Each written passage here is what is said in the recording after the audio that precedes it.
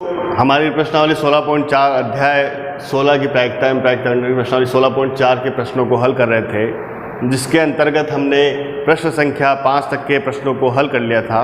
आज हम प्रश्न संख्या 6 से स्टार्ट कर रहे हैं। एक कलश में 4 सफ़ेद तथा 6 लाल गेंदें हैं। इस कलश में 4 गेंदें यादृच्छिक निकाली जाती है।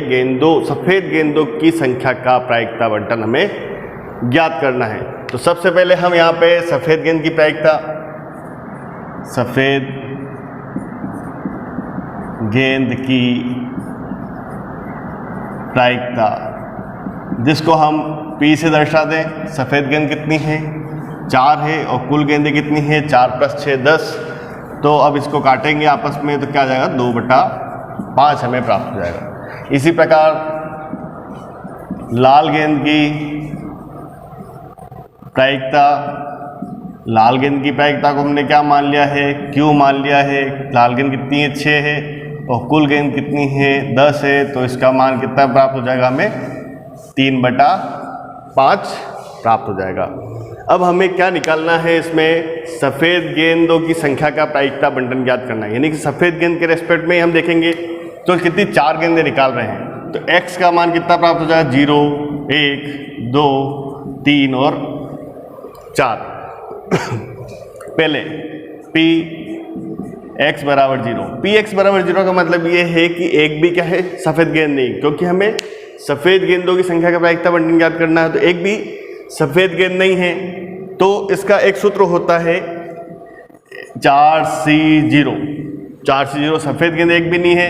सफ़ेद गेंद की प्रायिकता कितनी है? 2/5, यानी 2/5 की घात 0।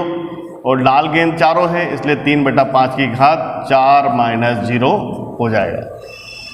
4C0 का मान 1 होता है। इसका मान भी किसी भी संख्या की घात अगर 0 होती है तो उसका मान भी क्या होता है? 1 होता है।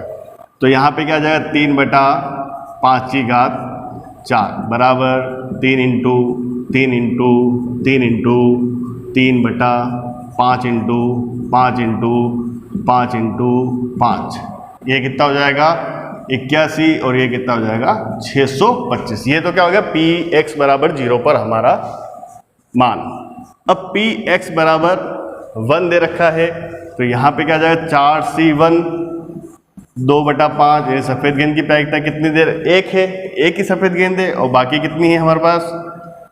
3/5 की घात 4 - 1 बराबर 4C1 का मान 4, 2/5 इंटू 3/5 की घात 4 - 1 कितनी हो जाएगी? 3।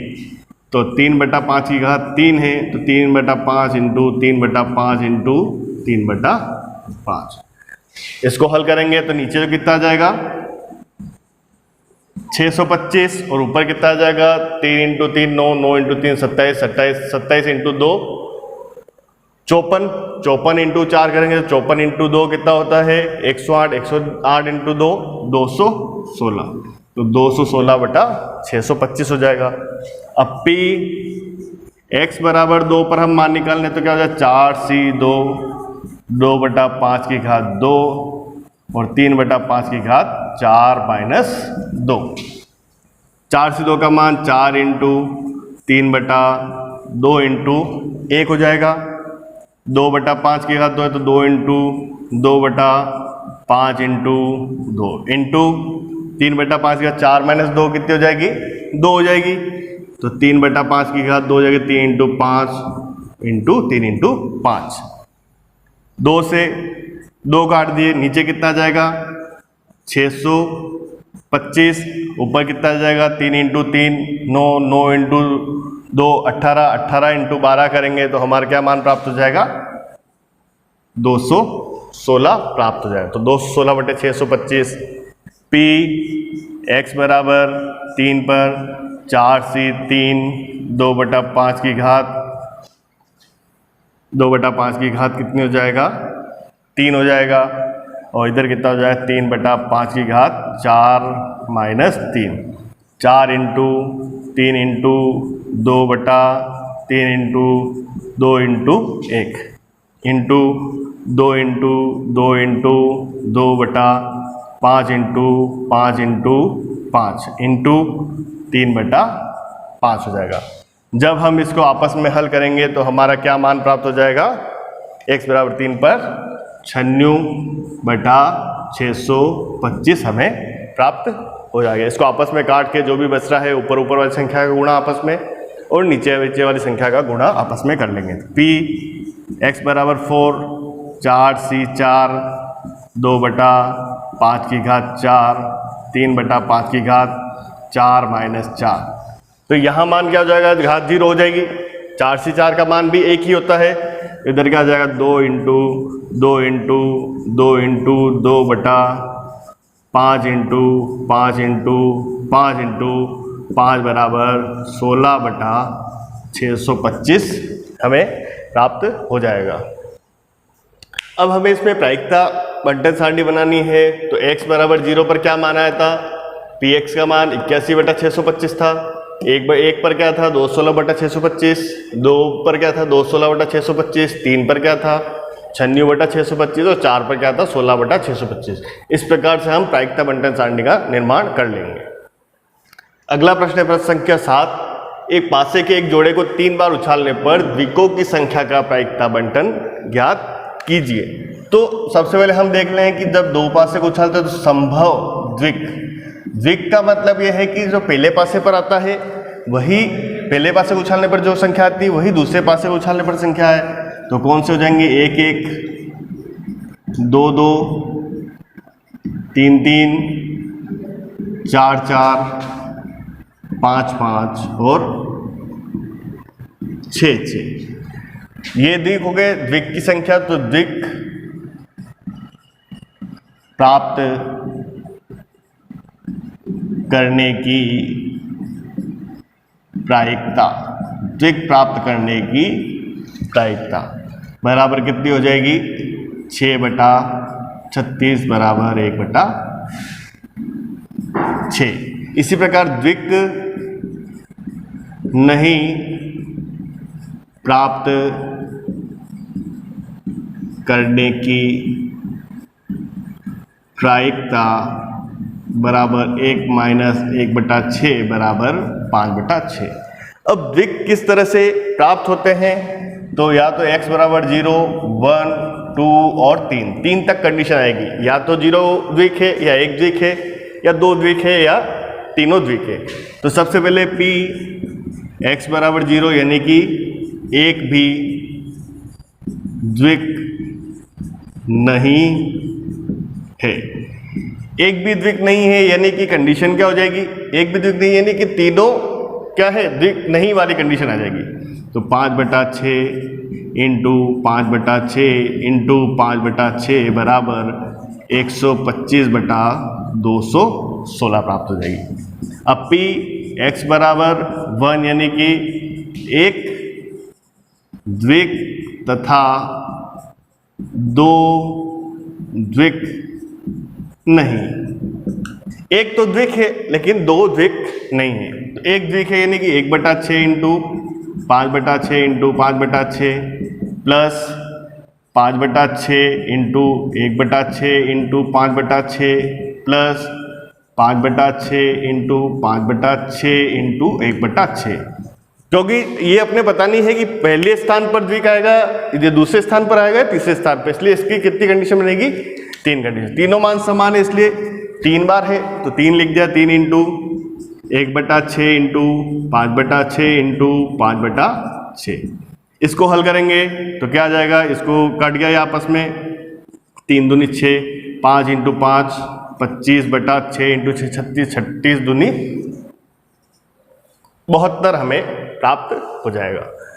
तीसरी कंडीशन है p x बराबर 2 पर यानी कि 2 द्विक है, 2 द्विक हैं तथा एक द्विक नहीं है।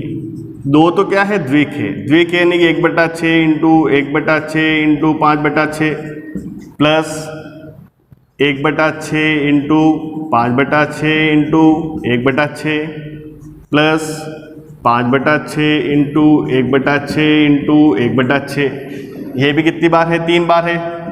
3 इंटू 5/6 इंटू 1/6 इंटू 1/6, 3 आपस में कट जाएंगे तो कितना आ जाएगा 5/72 हमें प्राप्त हो जाएगा। ये तो क्या होगी 2 तक की कंडीशन। अब तीसरी कंडीशन क्या है, तीनों द्विक हैं। तीनों द्विक है के लिए क्या हो जाएगा 1/6 इंटू 1/6 इंटू 1/6 बराबर कितना हो जाएगा 1/216 हमें प्राप्त हो जाएगा। अब हमें द्विकों की संख्या का प्रायिकता बंटन ज्ञात करना है x बराबर 0, 1 और 2 और 3 पर। तो हमारे पास 0 पर क्या मान प्राप्त हो जाएगा 125/216, इस पर क्या प्राप्त हुआ था 25/72, इस पर भी क्या प्राप्त हुआ था 25/72 और लास्ट में हमें क्या प्राप्त हुआ था 1/216। इस प्रकार से हम प्रायिकता बंटन का निर्माण कर लेंगे। अगला प्रश्न दे रखा है पासों के एक युग्म को उछाला जाए, यानी कि 2 पासे उछाल रहे, युग्म मतलब कि 2। माना कि यादृच्छिक चर x पासों पर प्राप्त अंकों के योग को निरूपित करता है, चर x का हमें माध्य ज्ञात करना है। अब पासों के अंकों का योग क्या हो नहीं सकता, एक तो 1 नहीं हो सकता, तो क्या हो जाएगा p x बराबर 2, p x बराबर 2, x बराबर 3, p x बराबर 4, p x बराबर 5, p x बराबर 6, p x बराबर 7, p x बराबर 8, p x बराबर 9, p x बराबर 10, p x बराबर 11 और p x बराबर 12। कुल प्रतिदर्श कितने हो जाते हैं 36 हो जाते हैं। अब इनकी प्रायिकता निकालने, एक योग वाला कितना है 2 अंकों का योग 2 होना चाहिए, तो 2 वाले के लिए एक ही कंडीशन बनती है, एक और एक का योग करते हैं। तो इसी प्रकार 2 अंकों वाली कंडीशन 3 होना चाहिए, तो 2/36, 3/36, 4/36, 6 वाले के लिए क्या हो जाएगा 5/36, 7 वाले के लिए क्या हो जाएगा 6/36, 6/36। इसी प्रकार 8 अंकों 8 योग आना चाहिए, उसके लिए वापस क्या हो जाएगा 5/36, 9 के लिए 4/36, 10 के लिए 3/36, 11 के लिए 2/36 और अंकों का 12, वो कितना हो जाएगा 1/36। इस प्रकार से हम क्या है प्रायिकता सारणी बना लेंगे x और px। एक तो होगा नहीं, 2, 3, 4, 5, 6, 7, 8, 9, 10, 11 और 12। प्रायिकता लिख देंगे 1/36, 2/36, 3/36, 4/36, 5/36, 6/36, वापस उल्टी गिनती 5/36, 4/36, 3/36, 2/36 और 1/36 हमें प्राप्त हो जाएगा। लेकिन अब हमें इसमें क्या निकालना है, माध्य का मान निकालना है। माध्य को हम किससे लिखते हैं EX से। EX क्या होता है सिग्मा PI XI। PI क्या है ये है और XI क्या है ये है। सिग्मा यानी कि 2 into 1/36 plus 3 into 2/36 plus 4 into 3/36 plus 5 into 4/36 plus 6 into 5/36 plus 7 into 6/36 plus 8 into 5/36 plus 9 into 4/36 plus 10 into 3/36 plus 11 into 2/36 plus 12 into 1/36। अब हम इसमें देख रहे हैं कि सभी में 1/36 क्या है कॉमन आ रहा है, तो 1/36 को हमने बाहर लिख दिया। इसके अलावा क्या बच रहा है 2 plus 3 2 2 6, 12 plus 20 plus 30 plus 42 plus 40 plus 36 plus 30 plus 22 plus 12, ये बच रहा है हमारे पास। तो 1/36 इंटू, अब इन सभी का योग करेंगे तो हमारे पास क्या प्राप्त हो जाता है, 252 प्राप्त हो जाता है। 252 प्राप्त होगा तो अब हम इसको काटेंगे तो कितने से कटेगा, 12 से काटे हैं, 12×3 = 36, 12 एकम 12, 12 दूनी 24, फिर एक बच रहा तो 12 एकम 12, 21/3, 21/3 को आपस में काटेंगे तो हमारे पास क्या मान प्राप्त हो जाएगा, चर का माध्य क्या प्राप्त हो जाएगा, 7 प्राप्त हो जाएगा। अगला प्रश्न दे रखा है प्रश्न संख्या 9, एक अनगिनत पासे को फेंकने पर प्राप्त संख्याओं का प्रसरण हमें ज्ञात करना है। तो सबसे पहले अनगिनत पासा मतलब कि उसमें 6 अंक हैं, एक पासे को उछाल रहे हैं। अनगिनत पासे का मतलब ये है कि एक अंक आने की प्रायिकता, 2 अंक आने की प्रायिकता, तो x और px, 1 2 3 4 5 और 6, तो एक अंक पाने की प्रायिकता कितनी हो जाएगी, 1/6। 2 अंक आने की प्रायिकता भी कितनी हो जाएगी, 1/6, क्योंकि एक ही बार आ रहा है। 3 अंक पाने की प्रायिकता 1/6, 4 अंक आने की प्रायिकता 1/6, 5 और 6 अंक आने की भी प्रायिकता क्या हो जाएगी, 1/6 हो जाएगी। अब हमें इसमें सबसे पहले क्या, प्रसरण के लिए सबसे पहले माध्य का मान ज्ञात करना है। तो माध्य का मान करेंगे तो क्या हो जाएगा, 1 × 1/6 plus 2 × 1/6 plus 3 × 1/6 plus 4 × 1/6 plus 5 × 1/6 plus 6 × 1/6 बराबर 1/6 सब में कॉमन आ रहा है, क्या बच रहा है, 1 plus 2 plus 3 plus 4 plus 5 plus 6 बराबर, इनका योग करेंगे 6 और 5 11, 11 और 4 15, 15 16 17 18 19 20 और 21, तो क्या प्राप्त हो रहा है, 21/6 प्राप्त हो रहा है। अब प्रसरण के लिए एक चीज और हमें ज्ञात करनी पड़ती है, EX² किस प्रकार से आएगा, 1 का स्क्वायर इंटू 1/6 प्लस 2 का स्क्वायर इंटू 1/6 प्लस 3 का स्क्वायर इंटू 1/6 प्लस 4 का स्क्वायर इंटू 1/6 प्लस 5 का स्क्वायर इंटू 1/6 प्लस 6 का स्क्वायर इंटू 1/6, मतलब x का जो मान दे रखा है उसका वर्ग करके px से गुणा करना है बराबर 1/6 सब में कॉमन, 1 का वर्ग 1, 2 का वर्ग 4, 3 का वर्ग 9, 4 का वर्ग 16, 5 का वर्ग 25 और 6 का वर्ग 36 हो जाएगा। तो 1/6 इंटू, इसको जोड़ेंगे, जोड़ने पर हमें क्या प्राप्त होगा, 91 मान प्राप्त हो जाएगा। तो ये कितना हो जाएगा हमारा, 91/6 हो जाएगा। अब प्रसरण हमें ज्ञात करना है। प्रसरण का सूत्र होता है EX² माइनस EX²